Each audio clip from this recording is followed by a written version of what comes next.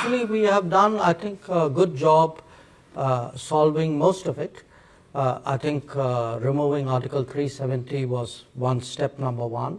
Holding elections, which were done with a very high turnout, was step number 3. I think the part we are waiting for is the return of the stolen part of Kashmir, which is only under illegal Pakistani occupation. When that's done, I assure you, Kashmir solved. जो महाराजा साहब ने जम्मू कश्मीर का नक्शा बनाया था, उसके भी आपने 2 हिस्से किए, लद्दाख को अलग किया।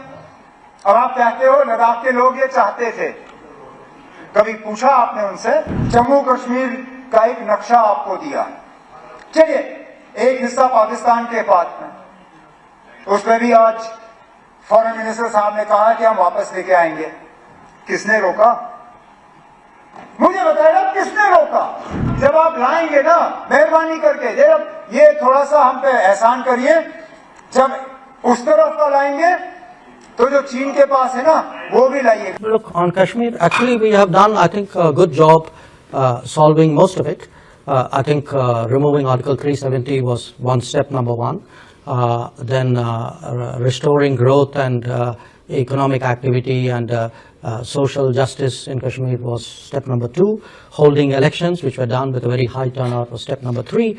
I think the part we are waiting for is the return of the stolen part of Kashmir, which is only under illegal Pakistani occupation. When that's done, I assure you, Kashmir solved.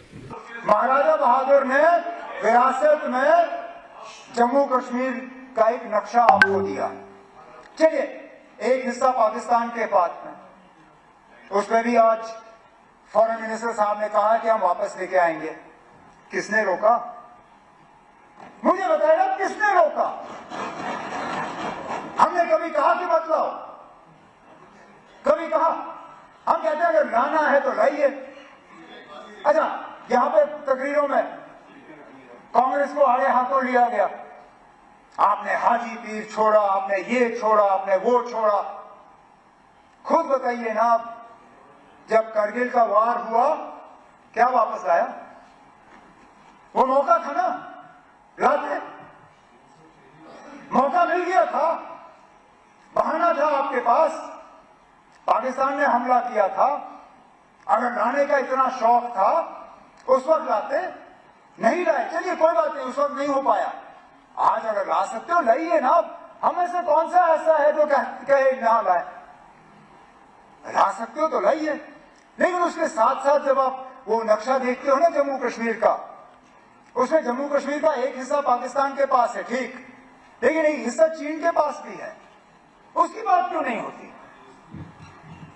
उसका जिक्र क्यों नहीं होता? जब आप लाएंगे ना, मेहरबानी करके जब ये थोड़ा सा हम पे एहसान करिए, जब उस तरफ का लाएंगे तो जो चीन के पास है ना, वो भी लाइएगा। लेकिन चलिए वो 2 हिस्से जो चले गए वो छोड़ दीजिए। जो महाराजा साहब ने जम्मू कश्मीर का नक्शा बनाया था, उसके भी आपने 2 हिस्से किए, लद्दाख को अलग किया। और आप कहते हो लद्दाख के लोग ये चाहते थे।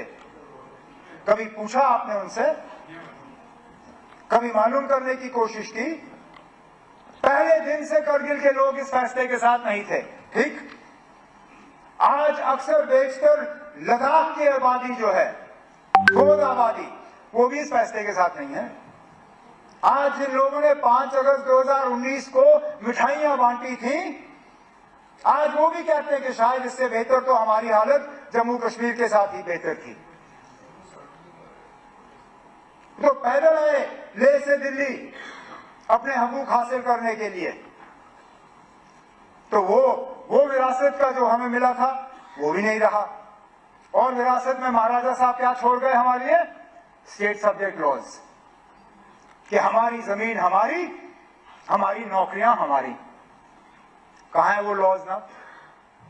कहां है वो कानून? आज आपकी जमीन पे आपका क्या हक है ना? कोई भी आके ले लेगा।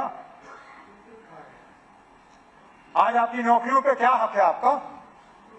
इससे अच्छा तो हिमाचल का हाल है। हिमाचल पे फैक्ट्री लगती है तो वहां कानूनन 70% जो है मुलाजिम हिमाचल के होने हैं। वहां अगर होटल लगता है तो 70% मुलाजिम हिमाचल के होते हैं। आप बताइए ना, कौन सा ऐसा कानून यहां पे है? तो जब महाराजा साहब का नक्शा आपने नहीं रखा, जब महाराजा साहब का स्टेट सब्जेक्ट का कानून आपने नहीं रखा, तो हमने अपमान किया या आपने किया?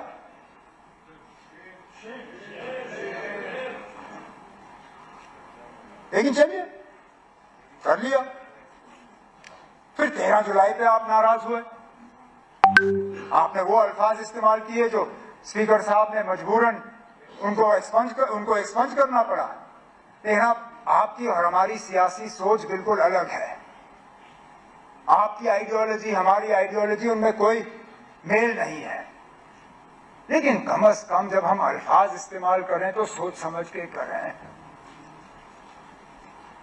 उन 22 लोगों ने जो 13 जुलाई 31 को कुर्बानी दी, वो किस लिए दी?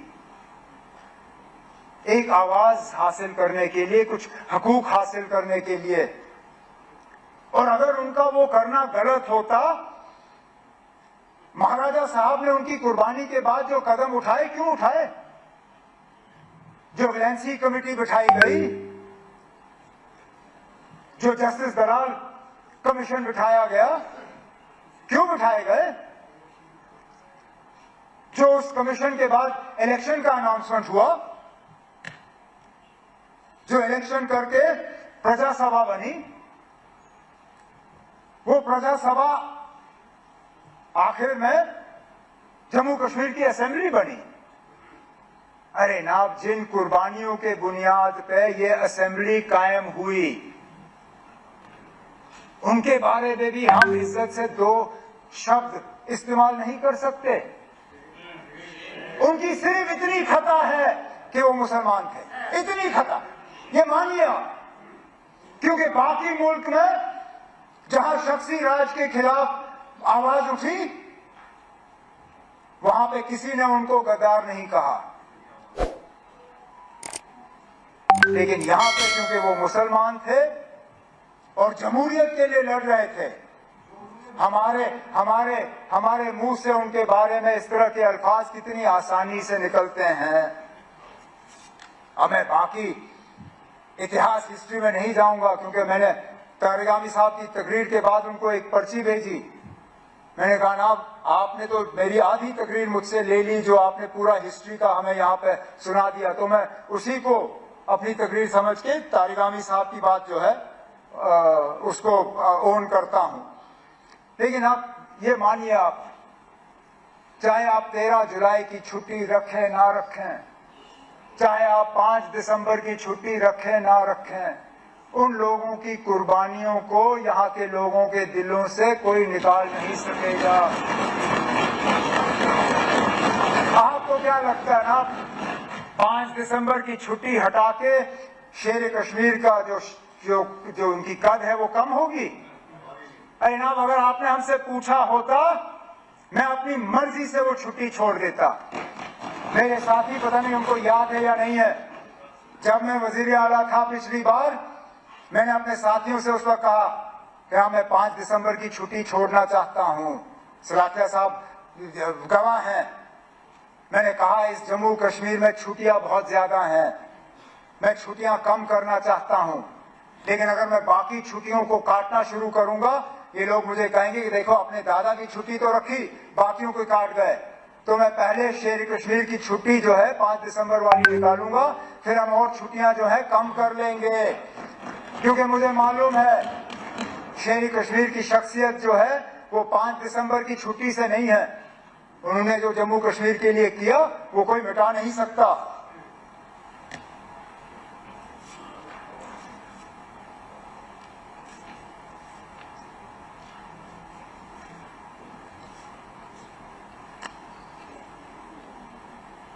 स्टेटहुड का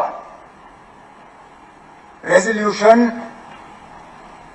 हमारे एक साथी ने पूछा, नहीं, मैं उस पर आ रहा हूं कि वो असेंबली में क्यों नहीं आया, कैबिनेट में क्यों? असेंबली में सिर्फ इसलिए नहीं लाया गया क्योंकि हमें तो ये शक था कि यहां पे कोई ऐसी पार्टी या कोई ऐसा शख्स नहीं है जो स्टेटहुड के हक में नहीं है। लेकिन अगर सजाद साहब को शक है कि यहां कुछ लोग ऐसे हैं जो स्टेटहुड के हक में नहीं हैं, लाए रेजोल्यूशन में। आज कहता हूं ना, हमारे तरफ से सारे मेंबर उसके हक में वोट डालेंगे। वैसे भी शायद कल या परसों उन्होंने वैसे भी हाथ ऊपर करवा के 2 रेजोल्यूशन तो यहां पास कराई थी, ये वाला भी पास करा देते, हम अभी वहां हाथ ऊपर कर लेते। नहीं अब ये वाला अब इनसे बात करके करवा लीजिए, लाइए ना, इनसे मशवरा कर लीजिए, आपके वहां बैठे हुए हैं, लाए ना, हमें कोई एतराज नहीं है। लेकिन उसके साथ साथ जब तक हमें स्टेटहुड वापस नहीं मिलता, तब तक गवर्नेंस पे क्लैरिटी के लिए जो बिजनेस रूल्स जो हैं उन्हें फ्रेम करने की जरूरत थी। अब बेशक थोड़ा वक्त लगा, लेकिन कल रात को कोई 8 बजे के आसपास हमने कैबिनेट की मीटिंग की। हमारे बिजनेस रूल्स जो हैं वो फ्रेम हो गए हैं, कैबिनेट ने उनको मंजूरी दी है। उस मंजूरी को अब लेफ्टिनेंट गवर्नर साहब के पास भेजा हुआ है और उम्मीद की जा रही है कि उस पर जो है मंजूरी दिलवाई जाएगी, ताकि कम से कम जब तक ये सिस्टम जो है हमारा है, मैं तो मान के चल रहा हूं कि टेम्पररी है, लेकिन जब तक है ठीक तरह से चलना चाहिए, कोई कंफ्यूजन की गुंजाइश रहनी नहीं चाहिए। वो कंफ्यूजन कम हो, उसके लिए ये जो बिजनेस रूल्स हैं ये चले आगे तो अच्छा है।